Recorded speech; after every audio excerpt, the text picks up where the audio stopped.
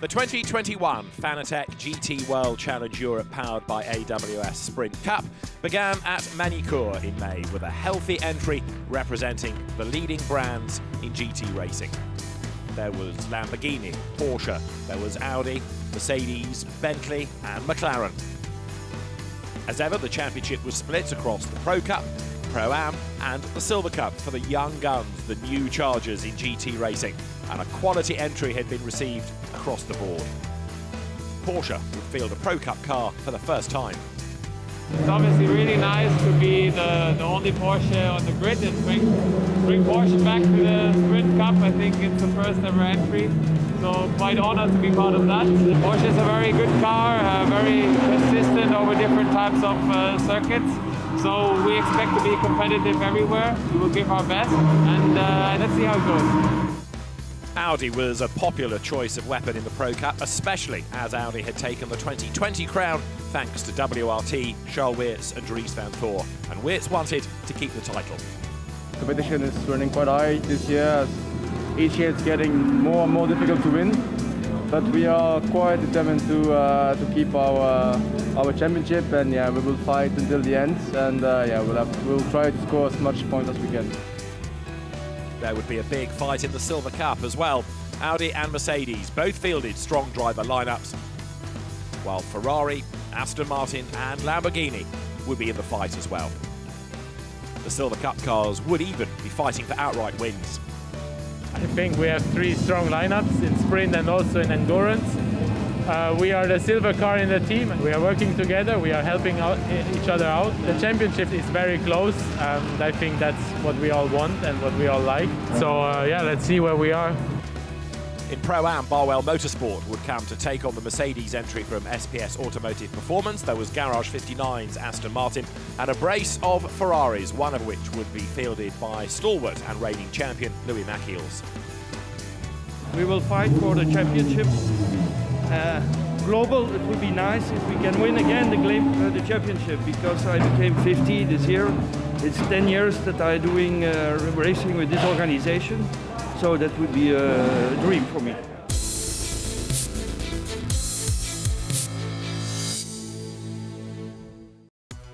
Race 1 at Magny Cours. The circuit, having boasted qualifying during the day, would take the cars racing in the night. The Magny Cours circuit, formerly the home of the French Grand Prix, tight and twisty, but with some fast elements, and as the cars dived their way into the first corner, it was Charles Weerts on pole position. All the reference points gone as they raced into the dark, and the first casualty, Konstantin Tereshchenko, who had a spin on the opening lap. The star of the second stint, though, would be Raffaele Marciello, who was bouncing over the curbs in the ASP Mercedes and diving through to 6th place into the braking area, moving ahead of the Audi of Mathieu Druding. Mario Engel in Mercedes number 6 was 4th, but hit problems and retired late race as Dries van Thor brought home the WRT Audi, carrying on the good work started by Charles Weerts as they aimed to retain their crown. Delight for the team as WRT, Charles Weerts and Dries van Thor claimed honours in race 1. Race 2 would be the following day. It would be in daylight and it would be a very different sort of race. The Magny Cours circuit with that first left-hander, a long looping right up to the tight Adelaide hairpin. Then some fast sections on the inside of the circuit, but also some slow corners, some hairpins and chicanes to factor in as well. From the lights, it was Mario Engel who blasted away into the lead. Albert Costa's Lamborghini slotting into second, and Ben Barnicoat third in the Jota-run McLaren. As the cars looped their way through turns 1 and 2, it wasn't long before there was drama. Jules Gounon's Mercedes being forced out onto the wide line. He ran over the curb, over the rumble strip and through the gravel. Jack Aitken's Lamborghini running wide as well, but Gounon lost place after place. Up front, it was Engel leading the pack as Ben Barnicoat came up to challenge Albert Costa. He couldn't find a way through into the Adelaide hairpin. Next in the queue was Dries van Thor as this much bigger than 2020 field battled its way out of the hairpin. The fight was on for second place then. Albert Costa just ahead of Ben Barnicoat as they accelerated their way, admittedly losing a length or two to the leading Mercedes. They were so close that there was just a brush between them, and arriving at the next corner, Albert Costa had a tyre go down. Barnicoat went second, Van Thor third, and Costa plunged down the order. This was the moment. Ben Barnicoat swooping from one side to the other and just skimming the rear of the car, enough to cut a tyre. And then as the car loaded up at the next corner, around went Costa. The pit window was open, and that meant that in came Mauro Engel to give way to Luca Stolz. Ben Barnicoat inherited the race lead. He would be in a lap or so later to give way to Ollie Wilkinson.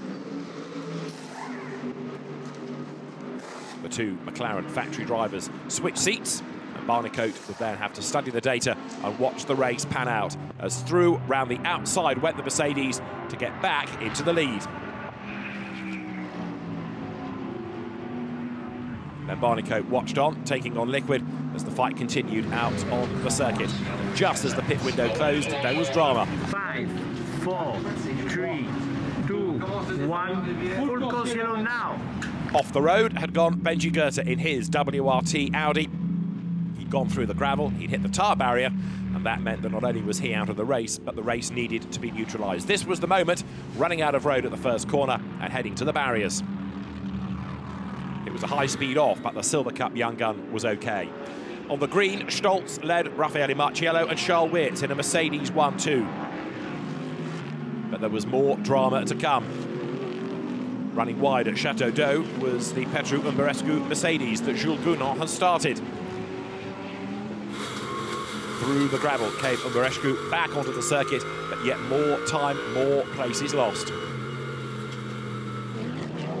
The car had picked up damage and was struggling to limp even as far as the pit lane. This was the drama. Coming up to Chateau d'Eau, one of the Garage 59 Aston Martins involved, as well as the pair of them took to the gravel bed. But for Umberescu, there was a little bit of contact at the back, enough to fire him off the road and put the car effectively out of the race. That prompted a safety car. Green flag, green flag. On the green flag, it was action once more. Stolz led away again from Timo Boguslavski, who was under attack from Charles Weerts. There was another good battle going on too between the Bentley of Elise de Pauw and Otto Rougier's Lamborghini. But Ollie Wilkinson was starting to lose touch with the race leaders and have to go defensive to try to fend off that pack behind. Stolz gapped Boguslavski. He too was being kept on his toes by Weerts. But for the TalkSport WRT squad, the Mercedes leading the way as up the inside line tried to go Charles Weerts, to no avail. The Mercedes just fending him off, and that brought Ollie Wilkinson back into the mix.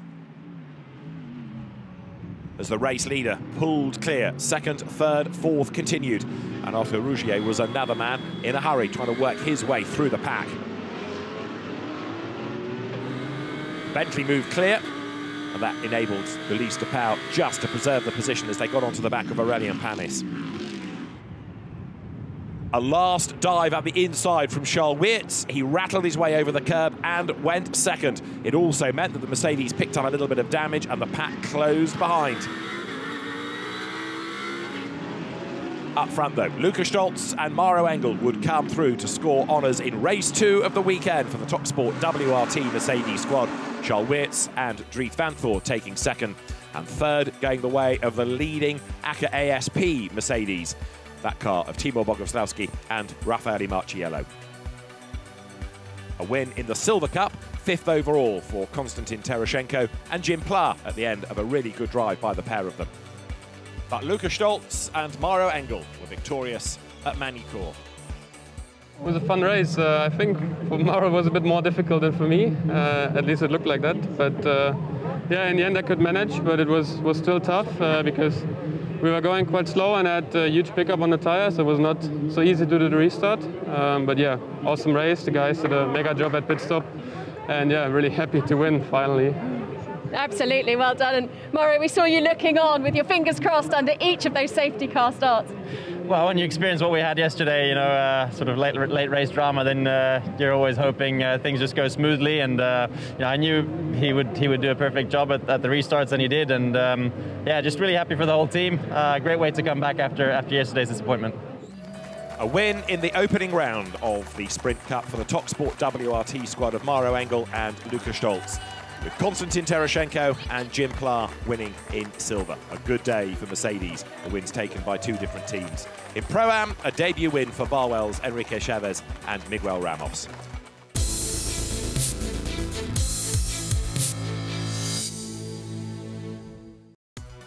The second stop for the championship was by the seaside for the teams as they headed to Zandvoort in Holland. An old-school circuit modernised, ready for the Dutch Grand Prix. There was grim weather on the Friday for practice, but it was good for qualifying. Dries van Thor enjoying the challenge. It's an old-school track, and you know, a small mistake can have a big impact on the weekend. So it's back to old school. That's what we all like as a racing driver. And it's a sprint race, so it's from lap 1 until your box. It's giving everything you have. We're leading the championship, so we have to be smart and we have to take points home. So it will be an eventful weekend. The Mercedes teams were after big points here, especially ACA ASP after a disappointing start at Magny Cours. Raffaele Marciello wanted 1, maybe 2 wins. Yeah, it's quite nice to come here. Now it's a bit difficult because it's like 2 tracks in 1 track, because half of the track is with the new asphalt, half is with the other. We are quite quick. Our mechanics, they do a great job in pit stop. All the package looks quite strong. We are here to win, so we have to try to win. Heavy rain on Friday, some overnight rain as well, meant the circuit had been wet. For practice, it was just about dry enough for qualifying, but it was bone dry for the race. The Zandvoort circuit with that familiar long, fast straight down to the Tarzan hairpin. But a couple of banked corners introduced for modern-day Formula One, making it a real challenge for the drivers. It's tight, twisty, and some people were fearing that you wouldn't be able to overtake. The truth of it was we had 2 dramatic races, the first being led by Ricardo Feller with Ulysse de Pauw in the Bentley right behind him, and there was drama in Pro-Am as Miguel Ramos went round the outside of Louis Machiels for the class lead and for the win. For second, Raffaele Marciello passed Ulysse de Pauw's Bentley, the Mercedes diving through under braking. Behind them, there was a good battle raging on between Van Thor and the Morrow Engel Mercedes. A skirmish between the two put Van Thor off the racetrack. He rattled over the curb, but as out wide went the Mercedes, the Audi tried to pounce. Couldn't do it. The Mercedes stayed ahead. As up to the checkered flag came the Silver Cup Lamborghini of Ricardo Feller and Alex Fontana. Yeah, so far a perfect weekend. Can't get any better. Yeah, it's amazing. The car is a weapon, thanks to the boys. Yeah, it's big fun. The guy, as he said, he was mega. He did a fantastic job from the start. We knew that it was key in a sprint race to have a very good start from the beginning. He managed to pull the gap because he knew he had the pace to do it, and then I just managed until the end. Race 2 began in Sunday's sunshine as the cars blasted to the Tarzan hairpin. Raffaele Marciello grabbed the lead in the ACA ASP Mercedes ahead of Christian Engelhardt's Porsche, and Pierre-Alexandre Jean was in the mix too in the CMR-run Bentley. He would have a big battle with Dries van Thor over the opening corners. The Audi finally moving ahead. Albert Costa was in the mix as well. As one of the Mercedes ran wide coming out of the Hugenholtz curve. A lap later, Engel made a move to the inside line, and the Magny Cours winning Mercedes picked up a place.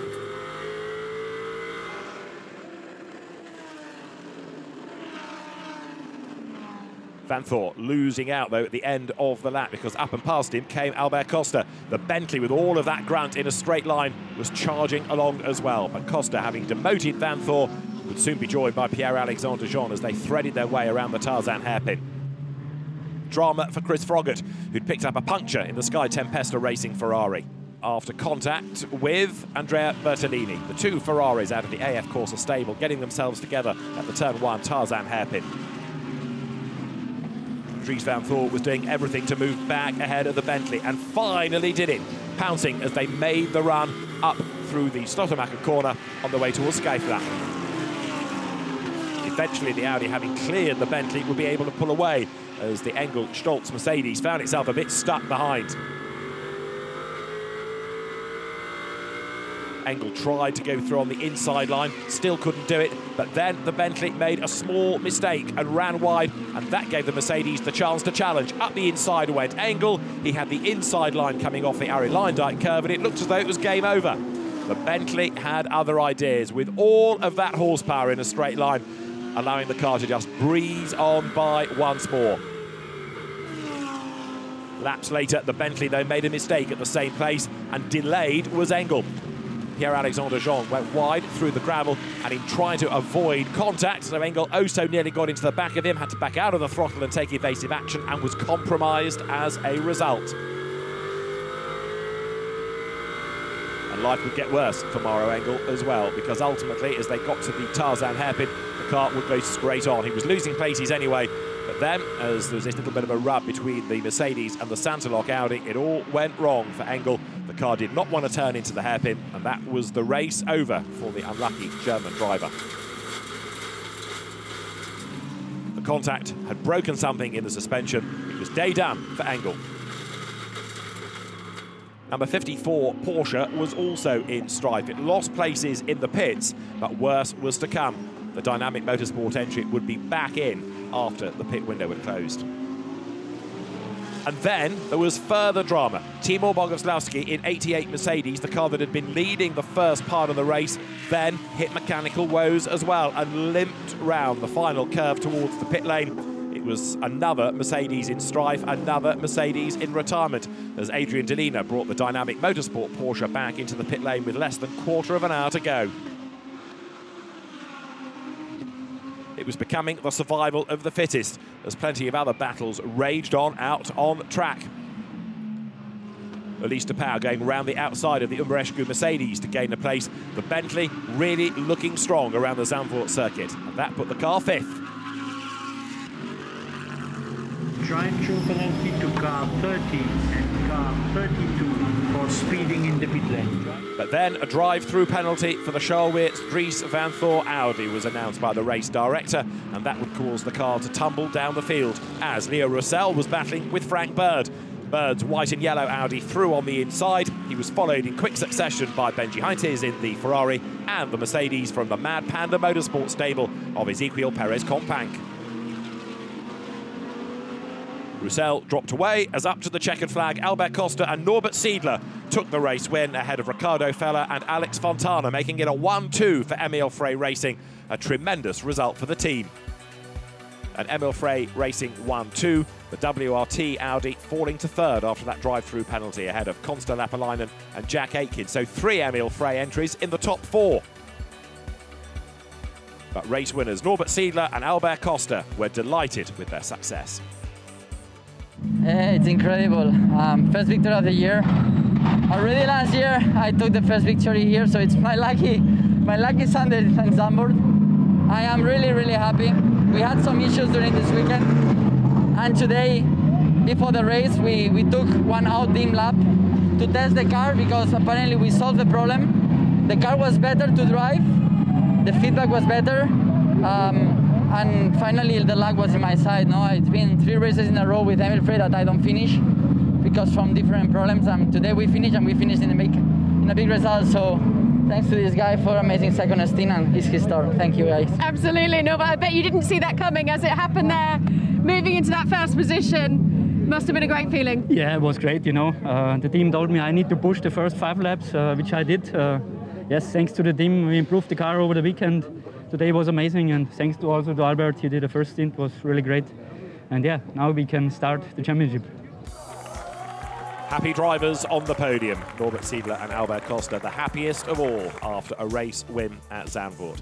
As far as the championship was concerned, though, reigning champions Van Thor and Weerts were starting to edge away from Ricardo Feller, half a point up on Alex Fontana, with Raffaele Marciello only 4th.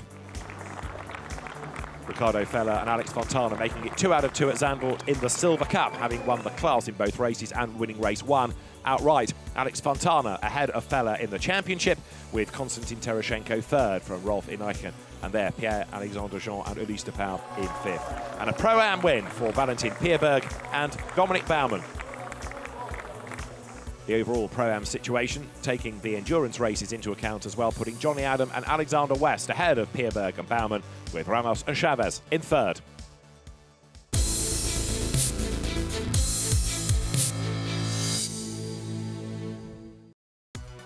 The next stop on the championship trail for the Fanatec GT World Challenge Europe, powered by AWS Sprint Cup, was another seaside resort, this time on the Adriatic, as the teams headed to Italy and Misano. Valentin Pierberg had won Pro-Am at Zandvoort and was now second in the championship. It's actually one of my favorite circuits here, Misano. I really like the way the circuit is set. It's quite technical in some parts, but on the other hand, it's also got some very fast corners where you really have to believe and trust into the car and into the setup. We've done a lot of preparation, and I feel very confident we're going to perform very well this weekend in both of the races. Misano is a circuit that accommodates cars, bikes and trucks. It's fast, it's twisty, and it would give plenty of action over the course of the two races in the Fanatec GT World Challenge Europe powered by AWS Sprint Cup. It was 3 wide in race 1 down to turn 1, as eventually just wriggling through into the lead would be the WRT Audi, but there was a great variety of lines as some drivers had to go over the curb for fear of making contact as they couldn't all squeeze into turn 1. Adrian Delina had this spectacular off on the opening lap that damaged the chassis of the Porsche, and Adrian also suffered an injury too. Good battle raging on down the field as the Mercedes squabbling through on the inside of the Santalok Audi. At the pit stops, number 163 Lamborghini was held as the traffic came down the pit lane, and as a consequence, it dropped down the order. Further drama towards the end of the lap as the Bentley and Garage 59 Aston came together, but it would be a win for Dries van Thor and Charles Weerts, the WRT Audi, fending off Luca Stolz and Mauro Engel as the podium drivers celebrated at the end of race 1. For race 2, there was a real surprise. Johnny Adam from Pro-Am on pole, having never raced here before. He would partner the Am driver, Alexander West. Johnny did a fantastic job here, so it's been really good. I mean, the whole team has worked really hard together with AMR to get the car ready for today. And considering that Johnny has never been here before, it's pretty impressive that he managed to put it on pole. And you have to say that when you have 5 different brands within 1/10 of a second in qualifying, somebody's doing something right on the BOP side, so it's incredibly tight. So it's going to be really fun. And then going to be a challenging last half hour for me, but that's what we're here for, so it should be fun. Away from the start, it was Johnny Adam that just grabbed the advantage in the Aston Martin. To the outside line, the Ferrari in the hands of the flying Finn, Patrick Kujala. Dries van Thor slotted in 3rd, and Jack Aitken was right there with him as well. The single-seater driver turned GT star joining in the battle at the front of the field. Raffaele Marciello was in the pack. Others ran way, way wide, coming through turns 3 and 4 for the first time of asking. Early contact, however, was between Konstantin Terashenko and the Audi of Dennis Marshall. The Audi went around and Terashenko picked up damage in the incident. A big dive by Dries van Thor moved him into 2nd place on the inside of Kujala, but he went wide, and that enabled Kujala to take back the place. The two of them ran nose to tail, Van Thor looking for every possible opportunity. In the end, he lined it up at the end of the back straight, track position being critical, and the Audi moved to the inside line. They were pretty equal in terms of pace, but that inside line fractionally shorter, enough to give Van Thor the position.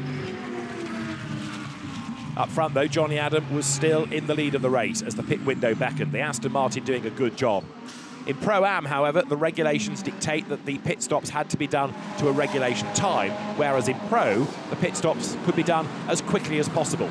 Inevitably, therefore, the Aston would drop down the order as it had to serve a 77-second pit stop, the Pro Cup cars being able to get out much faster. Therefore, for number 188, it became a battle to hang on to a Pro-Am win. Alexander West taking over for the 2nd stint, as up front, Charles Weerts led the race outright with the number 88 Boguslavski Marciello Mercedes 2nd, and drama for Luca Stolz as he ran wide coming towards the pit window. There was contact between the two cars, Stolz and Frank Bird getting themselves together. A rub between the two, forcing the Mercedes wide and off the circuit. But attention now turned to Pro-Am because Alexander West's lead was being eroded hand over fist by Valentin Pierberg. On the last lap of the race, there was no doubt about the outright winners. That was going to be Charles Weerts and Dries van Thor's Audi. It came up towards the checkered flag. But behind, who would win Pro-Am? WRT got ready to celebrate. Garage 59 were looking very nervous indeed. Dries van Thor, Charles Weerts, the race winners for WRT. But this the move. Valentin Pierberg lining up on the inside of Alexander West coming into the last corner. It was going to be a drag race to the line. The Aston Martin just ahead. The checkered flag was waving, and who was it going to be to hang on to position? Alexander West was just ahead as they turned onto the pit straight. Pierberg got a tighter line, made the run up alongside, and they crossed the timing line absolutely level. 1/1000th of a second being the margin that gave the win to the Aston Martin. A tremendous drive outright for the win by Charles Weerts and Dries van Thor, and just fending off the opposition to win in Pro-Am, Johnny Adam and Alexander West. Second overall, though, Timo Boguslavski and Raffaele Marciello. But Weerts and Van Thor delighted with another race win as they were edging a little bit further ahead in the title race after 3 Sprint Cup events. Dries, Charles, fantastic result. Congratulations to both of you. The double win this weekend, incredible. Yeah, I mean, that's really, yeah, I don't really know what to say. I mean, the car's been outstanding the whole weekend. The team did again an amazing job. Again, quickest in the pit stop. I mean, the guys really, they practice every day, and it's really nice to see that it's paying off. Sorry. Yeah, and Charles did an amazing job. The car was nice, so perfect weekend for us. And you guys have now won more races together, beating any other pairing. Well, yeah, great to know. But yeah, I mean, it's a great weekend for the whole team. Happy for the sister car too. The car was amazing to drive, and the goal was to make a maximum points, and that's what we did. So really happy about that one. A record-breaking win for Charles Weerts and Dries van Thor. More Sprint Cup wins than any other partnership in the history of the championship. In the Sprint Cup, it was a win for another of the WRT Audis, this of Frank Bird and Richiro Tomita. And in Pro-Am, Alexander West and Johnny Adam just hung on to score the narrowest of victories. 1/1000th of a second, the winning margin in yet another all-action race in the Fanatec GT World Challenge Europe, powered by AWS Sprint Cup.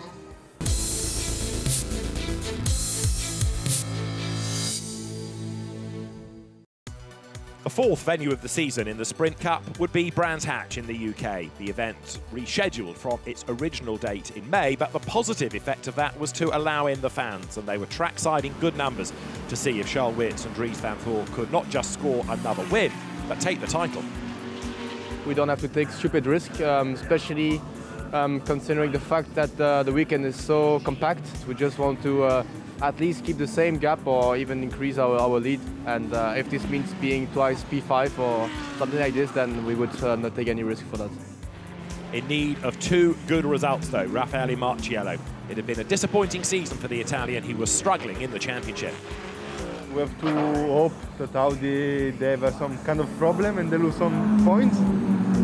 Because, yeah, we had that 0 in Zandvoort, and I think this one is quite big in the championship. We have to try to win the race, to score a lot of points, and we have to hope the Audi, they have sort of any problem. I know it's bad to say, but it's the way it has to be. Away from the start of race 1, it was Timo Boguslavski who led, with Ben Barnicoat's McLaren slotting into second place. Then third, the Mercedes of Nico Stolz, and Charles Weerts running fourth. Barnicoat was on his toes on the opening lap, though, and he pulled off a really good, brave move around the outside to take the lead away from the Mercedes. During the pit stops, number 32, Audi, the Weerts Van Thor car, just jumping ahead of Mercedes number 6. It was close between the two as they exited the pit lane, but the Audi was ahead. Van Thor, therefore, ahead of Engel. But Raffaele Marciello had been hunting down the McLaren. He was right up with him late race as they tried to work their way through the traffic. Then there was contact, and off went Ollie Wilkinson at high speed, heading up towards Sheen Curve. This was how the view looked from on board the Sky Tempesta Racing Ferrari that got caught up in the melee as well. Ollie Wilkinson was okay, but the car behind the barriers, out came the checkered flags, and although number 88 Raffaele Marciello took the win, the car was penalised, and that gave the race win to Dries van Thor and Charles Weerts.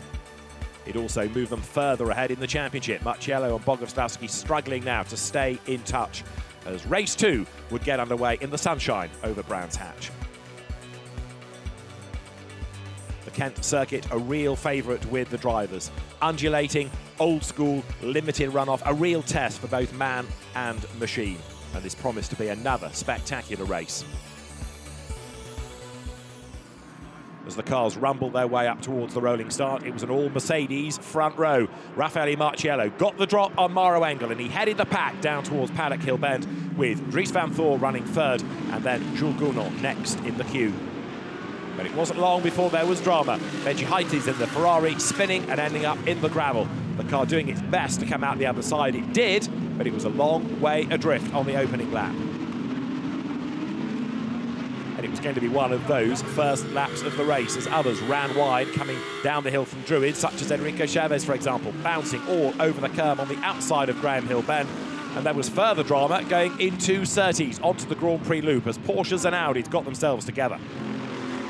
At the end of the lap, there was a really bold effort made on the inside of Adam Christodoulou's Mercedes, and Adam Christo came off worse. Around he went, the Ram racing car in the gravel. It was Arthur Rougier, his aggressor, and he will be given a drive-through penalty for the contact. This was how it had all kicked off at the start. Benji Heites' Ferrari being given a little bit of a tap, and that was enough to unsettle him on cold tyres, and around he went. With the race back underway, Arthur Rougier had to come in and serve his penalty. He did so, and that therefore shuffled the order yet again. Up front, it was Marciello leading from Engel with Vanthoor third, and that would be enough to give them the championship. Into the pit lane came Mercedes number 6, the ACA ASP team ready to receive Marciello as well. Out blasted Charles Itz in number 32 Audi, thinking points, thinking championship now. The Mercedes, though, would stay ahead. Engel and Stoltz ahead of Witz and Vanthoor, as wide went Enrique Chavez. That was because he was put off his line by the Sky Tempesta Ferrari coming out of the pit lane. Next, a big dive up the inside as Charles Witz tried to move through on the inside of the Mercedes, but he couldn't quite do it. It meant that Lukas Stoltz was able to hang on to position as they battled their way along Cooper Straight once more. Ricardo Feller, meantime, was on the tail of Aurelien Panis. There was almost contact between the two of them, so close were they. Feller looking for more points in silver, despite this drama at Surtees.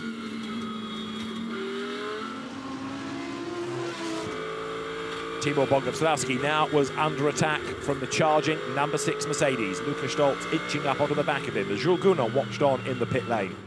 It was for the race lead. Boguslavski versus Stoltz. The gap coming down, and Charles Witz was there in third, and he was closing up as well. 88 Mercedes had rather dominated the race, but its lap times were starting to go up. The car had a problem, and on the last lap, Stoltz went through into the lead, and for second place, Charles Witz would go through as well. A mechanical drama at ACA ASP, just like we'd seen at Zandvoort, would do for number 88, and the car was limping to the line, having had to give up an almost certain race win.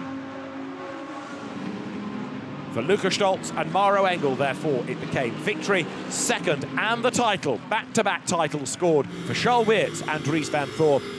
And Timur Boguslavski made it to the checkered flag. He dropped down the order, and the car expired as soon as it went over the line.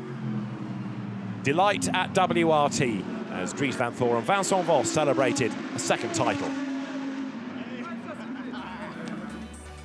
A race win for Lukas Stoltz and Maro Engel at Brands Hatch. Second going the way of Dries Vanthoor and Charles Witz, enough to secure the championship. And sixth across the line, having dominated the race, Raffaele Marciello and Timur Boguslavski. The problems for one of the Mercedes helped another to take the win. Commiserations to those guys. I mean, we know exactly what it's like. We've had a tough year, quite a bit of bad luck our way, so obviously it feels good to have some good luck like this come our way, but yeah, tough break for these guys. I think they had it in the bag pretty much, but just super happy. Awesome drive by Luca, and great job by the team. Congrats to WRT, obviously they smashed it this year. They did indeed smash it this year, but you guys certainly showed great performance today. Yeah, finally a good weekend for us. That's what the team deserved, definitely, because they're pushing really hard. We try always. We went through some tough luck, as Maro said already, but yeah, finally a good weekend, and yeah, congrats to WRT. Well done, thank you very much. Cheers. Dries Vanthoor and Charles Witz, so far ahead in the championship, they can't be caught, even with 2 more races in Spain to go. The championship is theirs, ahead of Maro Engel and Lukas Stoltz. Dries, congratulations, you are a champion once again. Yeah, starting to sink in. It's a bit, it's cool. I mean, I don't really know what to say. It's a bit emotional. to be 2-time sprint champion running up. Together with Charles, I mean, he's such an amazing kid, and he has his pluses and minuses, but he does a hell of a good job, and the team is, honestly, I'm so happy to be part of this team and to be part of Audi, to be always giving us a good car to fight, and it's a big thanks to them as well, and yeah, to my parents and everybody who supported me. Incredible teamwork from you guys and from the team. Go celebrate, go on, off you go. Well, that was quite an eventful, actually not for you, but for me it was a race. It was just about taking zero risk and trying to secure the podium and maximum points, which we did. I don't know what happened to the 88 at the end.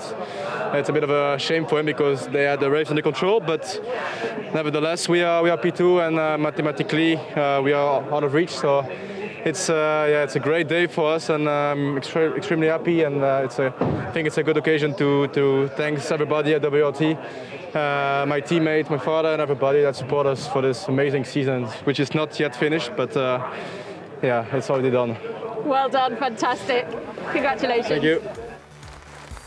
Happy drivers on the podium. Lukas Stoltz and Maro Engel scoring the race win and standing on the top step at Brands Hatch.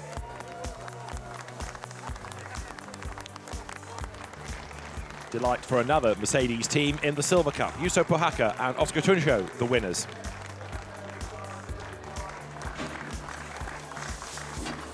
While in Pro-Am, it was victory for a British team on home soil because Barwell Motorsport took honours in Pro-Am. Enrique Chavez and Miguel Ramos, the drivers.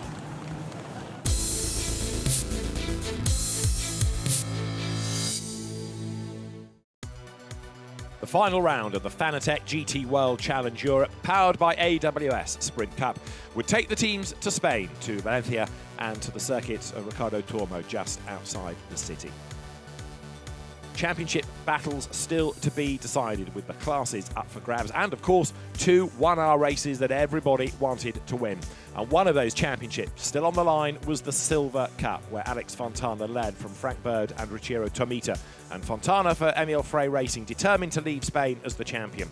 In Pro-Am, Miguel Ramos and Enrique Chavez led from Valentin Pierberg and Dominic Baumann. That season-long battle, 15.5 points between them, and it would go down to the wire. The Ricardo Tormo circuit has that long, fast pit straight and then a real paperclip style infield as the cars would twist and turn their way up towards the timing line at the end of the lap on the 14-corner, 4-kilometre long circuit. Race 1 got underway with the Jota McLaren of Ben Barnicoat storming into the lead as the cars worked their way down through the first corner. But perhaps inevitably, with so many cars, there was drama. 1 or 2 got sideways, others ran out wide, and the big casualty was Alexander West. The Aston Martin spinning across the road as bits of debris littered the racetrack.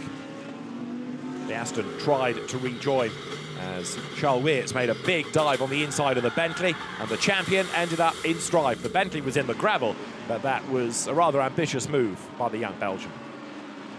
It delayed him as well as the pit stop window opened, and on the stops, Maro Engel moved ahead of the McLaren. Ollie Wilkinson dropped back then as the McLaren would then come under attack from the number 14 Lamborghini. That spun it even further down the order, and through came the Santalock Audi, nipping through up into second place. At the checkered flag, it was a win for Lukas Stoltz and Maro Engel as they stood on the top of the podium with just 1 more race to go in the championship. And away from the start of that, it would be Maro Engel that led Jules Gounon, then Jim Pla and Dominic Baumann in the Pro-Am Mercedes heading down towards the first corner. They turned their way through the left-hander as Arthur Rougier tried to make a way up through the field, and so too did number 163 Lamborghini, the Costa Seidler car on a mission. Albert Costa at the wheel of it, and he was picking his way forward. Rougier got into the back of number 108, but Vanthor had been on the inside of all of them as the aggressor. Number 32 Audi dived to the inside. It was effectively 3 wide, and the Audi turned around the Ferrari, the Lamborghini turned around the Bentley, and that brought out the safety car. At the restart, number 159, the Silver Cup, Aston Martin tried to fend off the challenge of number 77 Barwell Lamborghini, the 2 of them battling their way along the short straight. Another good battle was on for 3rd place. Christian Engelhardt all over the back of Jim Pla in the Mercedes. The Porsche looking for the tighter line, It eventually found it. Pla ran wide over the curb. They were still mirror to mirror, toe to toe, as the road opened up for Engelhardt on the inside, and he moved through into third in the Porsche. Albert Costa was in the mix as well. The Lamborghini trying to make its move on the inside. Job done. Pit window opened. Mauro Engel giving way to Luca Stolz in the number 6 Mercedes as it took on its new tyres, ready to blast back into the race. The Petru Umberescu Mercedes also served its pit stop. Jules Gounon relaying the Romanian driver, but Umberescu would lose out to the top sport entry as through on the inside line went Luca Stolz, and that moved the white Mercedes into the lead. Ricardo Feller, looking on board, was working his way forward in the Silver Cup as well, accelerating up past the WRT Tomita Bird entry. More paces gained, more points for the championship. Benji Goethe was being brave on the outside as he battled with Timur Boguslavski, but the Audi was run out wide. You'd have thought that would have been the end of the move, but Goethe was getting braver and getting ever more committed, and he stayed right on the outside line and just got his nose in front. But then, could he stay ahead? Again, run wide over the curb. The two of them together, and the Mercedes did eventually go back through. Lamborghini versus Mercedes. Ricardo Feller moving ahead of Timur Boguslavski as he worked his way forward overall, as well as gaining points within the Silver Cup. To the checkered flag and a race win. Luca Stolz and Mauro Engel. The Mercedes through victorious. A delighted Mauro Engel celebrating in the pit bunker. The rest of the field pouring over the line with a frustrating result for Witz and Vanthoor having taken their title at Brands Hatch. The results in Spain just did not come. Enrique Chavez and Miguel Ramos winning the Pro-Am Championship for Barwell Motorsport. So, a Mercedes 1-2, top sport ahead of Acker with Emil Frey Racing's Lamborghini third, and after a pretty bruising race, the Jota McLaren of Ben Barnicoat and Ollie Wilkinson coming home fourth. Sixth to win Silver Cup in the race, Konstantin Tereshchenko and Jim Pla. For the race winners, Luca Stolz and Mauro Engel, a great weekend. Perfect day. Perfect end to the year. Amazing job by the whole team and this guy here. It was close both times at the pit exit, but I think we just got ahead and then yeah, head down and cleared the gap. It was a Mercedes circuit this weekend, I think. Yeah, definitely, but we saw the Audi as well quite performing good in race 1, at least on race pace. I think they had a bit tough luck in qualifying, but yeah, perfect weekend for us, and really feels good to be back on the podium, especially to earn a double win. The team deserve it. They worked really hard on Friday, Saturday. Yeah, just feels great. It feels great for Mauro Engel and Luca Stolz winning yet another race, but denied the championship by Dries Vanthoor and Charles Weerts. Engel and Stolz second ahead of Marciello and Boguslavski, with Ricardo Feller and Alex Fontana fourth, but also victorious in silver. The Silver Cup podium, a win for Konstantin Tereshchenko and Jim Pla, once more victorious in the Mercedes. In silver, Alex Fontana, the champion then, ahead of Frank Bird and Richard Tomita, with Pla and Tereshchenko third from Tunjo and Pohaka. Statistically, I'm the leader, but we all know that I didn't do this alone. Obviously, the team made a fantastic job. We didn't do everything perfect as drivers, or at least me, but we pushed all the way through. But I wanted to be here with Ricardo because obviously we did this together, so it's just a matter of points and numbers, but in reality, we did this as a team. Pro-Am in the race, won by Valentin Pierberg and Dominic Baumann. The title went to Miguel Ramos and Enrique Chavez, who were clear of Pierberg and Baumann, with Louis Machiels and Andrea Bertolini coming home third. It's amazing. Miguel did a good job bringing the car home. We finished P3, was enough for the points to clinch the title. Team did an amazing job. And now we work on the next race, the endurance, the last one, to try to win the overall championship. That's also a goal for us. But yeah, now we party because we are the sprint champions. But the overall champions in the Sprint Cup, Dries Vanthoor and Charles Weerts with WRT. Back-to-back championships and more races won as a partnership than any other combination, underlining a great season.